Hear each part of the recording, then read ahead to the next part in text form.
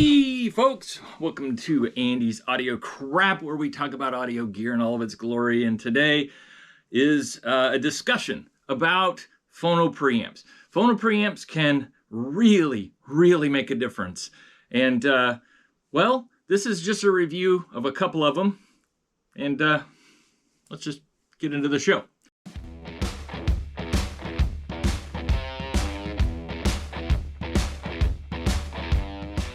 Right out of the gate, let's talk about how you would potentially compare so many phono preamps. First, you need a set of music that you can listen to at least 10 times over. Probably more than that. I don't know how many times I listened to these over. Some of the times I had to go back and forth just to make sure I was hearing the right thing and really paying attention to the differences between the phono preamps.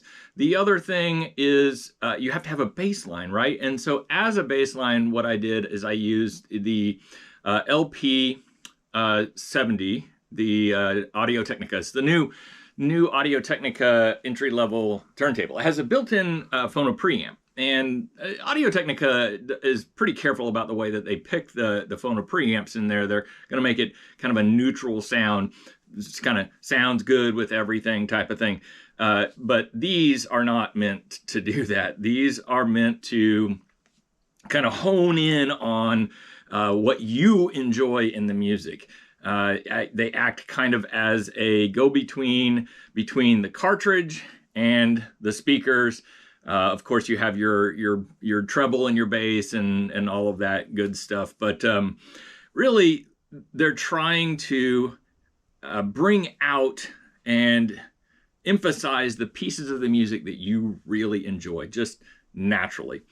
So that's the case. Let's talk about the albums I chose. Winter Solstice. This is Windham Hill. Really good if you like piano. There's a lot of piano. There's a lot of like Celtic music in there. Next one is Manchester Orchestra. If you haven't heard Manchester Orchestra, go out and listen to them. They're really good. Moody Blues. Classic album. Really good album. Billy Joel. Again, another classic album. Let's see here, Bon Iver, or if you're mispronouncing it, Bon Iver, it's Bon Iver. Anyways, this guy, absolutely fabulous. It is really hard for cartridges to do a good job on his music. The iconic Have to Have It, Pink Floyd. And then let's make it really hard for the cartridge and throw some Johnny Cash at it. And then Dizzy Gillespie, okay, have some jazz, blues type of stuff. And this record is not in the best condition. It's probably VG, maybe bordering on G, lots of surface noise. So I use that one to help me understand how well the cartridge deals with surface noise. Set those to the side. Some additional pieces are noise reduction, which I just kind of covered. I'm going to be using that Dizzy album to do that. Clarity, warmth, and balance are kind of the three things that I'm kind of pulling together to help me just give an overall score to the phono preamp. Fireplace. Don't need that right now. Okay, right out of the gate, we're going to just call Audio Technica right down the center. We're just going to say it's a 40. 40 is the mean, like it's a 5s all the way down on all the music. The sound score is 5s, again, all the way down. So now we've got our baseline set. Audio Technica serves as our baseline. Now we're going to say, does it sound worse or better than the LP70? Now, right out of the gate, let's go from bottom to top. I don't think it's going to come as any surprise that this dude here, this Pyle, it comes in at the very bottom. This thing is really honestly pretty awful. Now, the goal of this review was I was hoping to say every one of these has its place. Some of them sound really good with a particular type of music. Yeah, no, this one sounds good in the trash can. Honest to God, I really am sad to see that so many of these have been sold, because I'm sure this has ruined listening to vinyl for some people. These things sound awful. I'm sorry. If you like them, great. That's awesome. I just called your baby ugly. Deal with it. It's trash can. Bye. Next up, let's go to Fosi Audio Box number 1. Where is Fosi Audio Box number 1? Fosi Audio Box number 1 is almost on par with the Audio Technica LP70. You'll see on here that across the board on the scores, it pretty much is the same. And so what it comes down to, and I'm going to go to my notes here, is just not very exciting.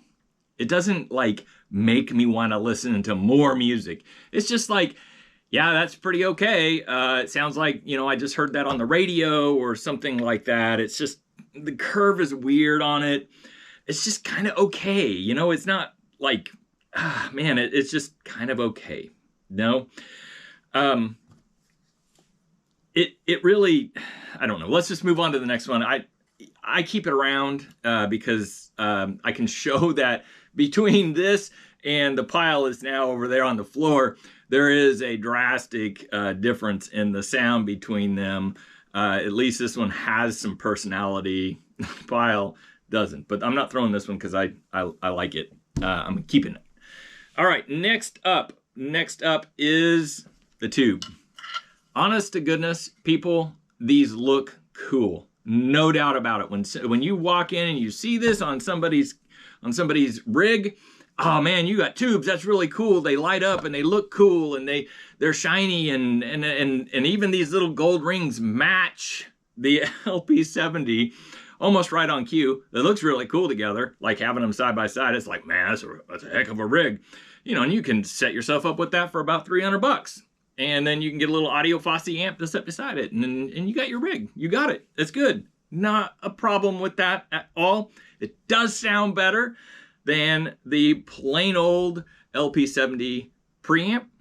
It does sound better. Okay, it's trying too hard though to add bass. We've opened some of these up. Okay, so on a prior video, I opened one of these up, and honestly, there's ICs in here, and they're in circuit. What is an IC? It's an integrated circuit, and it's usually associated with the manipulation of or amplification of sound. The tubes, I think, honest to goodness, they're in play, but it's more of a gimmick than anything else. I've heard real tube preamplifiers, and they don't sound like this. They sound very warm with a very even distortion, not, you know, they don't overemphasize the bass. They don't do this. And they're really simple too. When you open them up, it's just a bunch of capacitors, resistors, and tubes. There's not a lot going on. Inside of this thing, there's a lot going on. Okay, so there's my like rundown. If this is your baby, I didn't just call it ugly. I just said it has its place. It just tries too hard to do too many things. It's trying to be a tube amp. It's trying to be, you know, bring up the bass in the music. It does sound good, but like, so one example that I have is like, it overemphasizes the bass so bad on the Billy Joel album that Billy Joel's voice was blending into the bass. That's bad. That's really bad. You don't want that. It's really hard to build these preamps. I'm not digging on it. You know, the engineers do the best they can. What I would buy this for, though, is just modern music. If I was listening to, like, top 40, stuff that's out on the charts right now, on the pop charts, this is perfect. Beautiful. It would sound great. It's designed for that kind of music. So if you listen to old 70s stuff, Billy Joel, folk, country, don't get this. It's just gonna make it awful. Next up, Nobsound. Now this one is a new one to me. The other ones I've had for a while. This one was new. I bought it because I was like, I gotta get some variety going on here. Gotta listen to something new, right? So this Nobsound absolutely impressed the heck out of me. I was like, that's pretty good. It got a, let's see here, 59. So you see a big jump between the Audio Fosi Box number 2 and the Nobsound. Almost a 11 point jump, right? And a total jump of 15 when you consider everything else on the sheet, the score sheet that you're looking at right now. All right, so The only thing it really didn't do a very good job at was the Manchester Orchestra, and I love Manchester Orchestra. I listen to it all the time. I have all their music, and this really messed that music up. And really what it is, it's just like the bass is just way too heavy. You just cannot play that kind of music using this. It tries too hard to push the bass. And I think, again, this one might be designed around top 40 pop, which it did a really good job on, like, let's see here. Did like Wonderful and Magical on the Winter Solstice. Wonderful, very smooth voice on Moody Blues, and Awesome on Billy Joel, in contrast to the Audio Fosi Tube amp, which the Audio Fosi Tube amp I think only got like a 2 on Billy Joel. This one got a 10. So it doesn't mess it up too bad. And honestly, for the price, this is probably a pretty good deal. But does it place? Does it land on the podium somewhere? No. Oh, by the way, this is my podium. All right, the Fluance A10. Now, the Fluance A10 is represented by said box here. I have learned a long time ago, when somebody wants to buy something from you, you go ahead and you sell it. And somebody had called me and asked if I had a preamp that they could buy for their granddaughter for Christmas to give her with a turntable that they had. And I was like, yeah, I've got lots of them. I'm planning on filming. Let me try and get the filming done, blah, blah, blah. You get the point. I didn't get the filming done. So now I have a box to represent the Fluance PA10. You can see in my prior videos that I actually do have the PA10 in a prior video. So don't ding me on, hey, you didn't have it. You're making shit up. Stuff, crap up. Not. This is it. Had it. All right, let's talk about that Fluance. What did it do? Another 10-point jump on the sound from the Nobsound. It does sound really good. And when we opened that Fluance up in the prior video, we found out that it does not have a lot of new gimmicky type of circuitry in it. It's pretty classic, like what you would find in a preamp from maybe a 70s, 80s amplifier. It very good parts, very high quality. Fluance did a very good job on that. Now, does it like, how in comparison to like, the LP70, you're going to hear a night and day difference. Like the LP70 is 5s all the way down on the sound characteristics, and this is 7s all the way down. So you haven't reached that level 10 yet, but it does do some magicness with older music.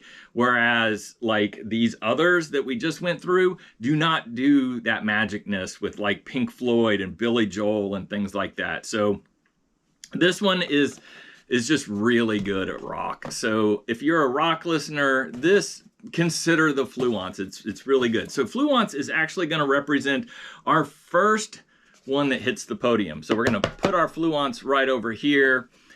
Now to the next one is the iFi Zen.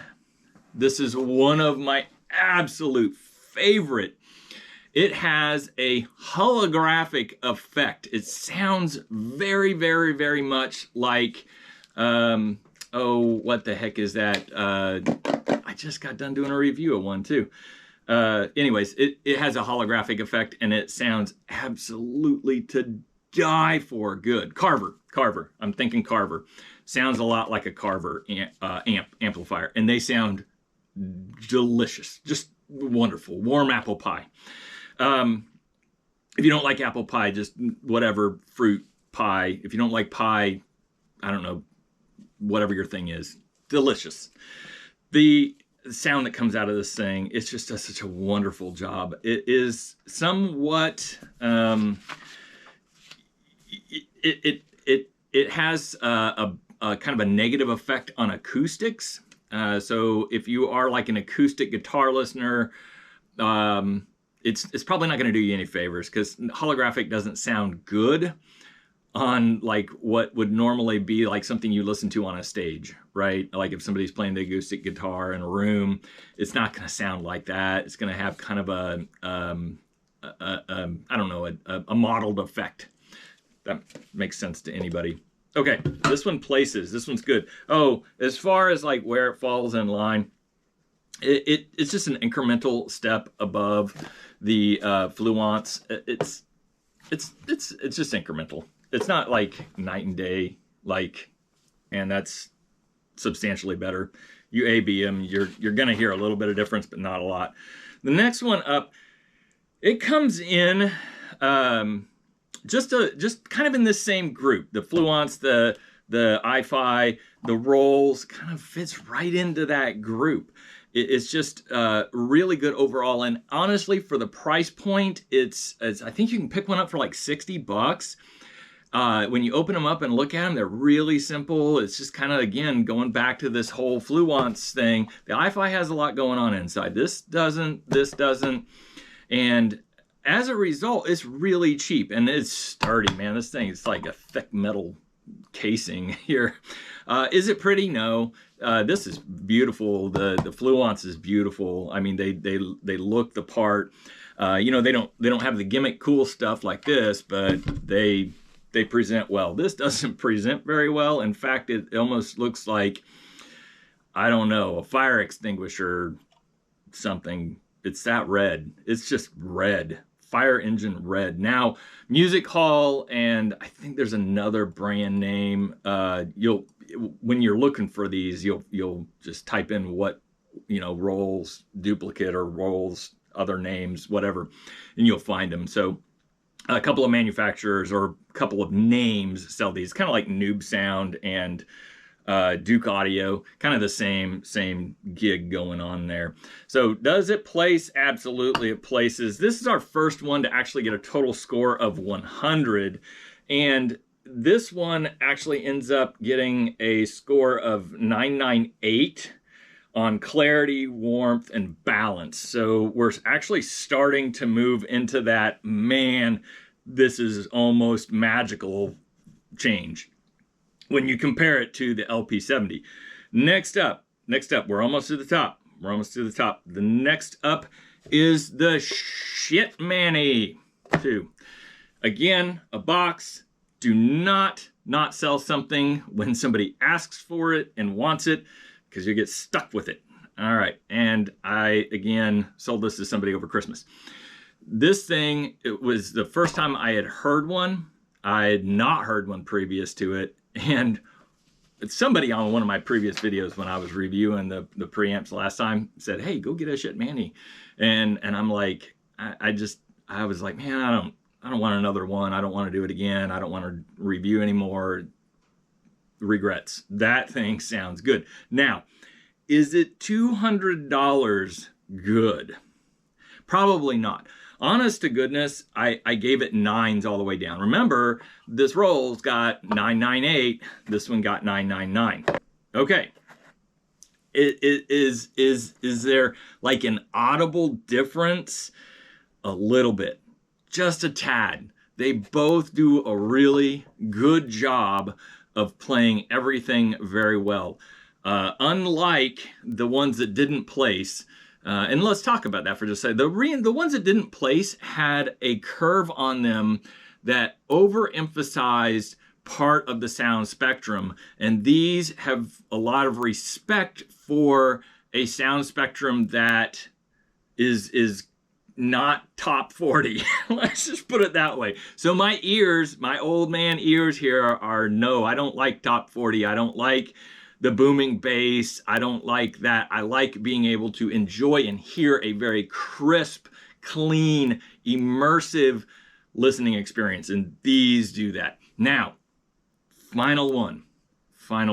And this one is going to probably ruffle some feathers, but let's talk about why I might want to place something at the top that didn't get an overall horribly good score.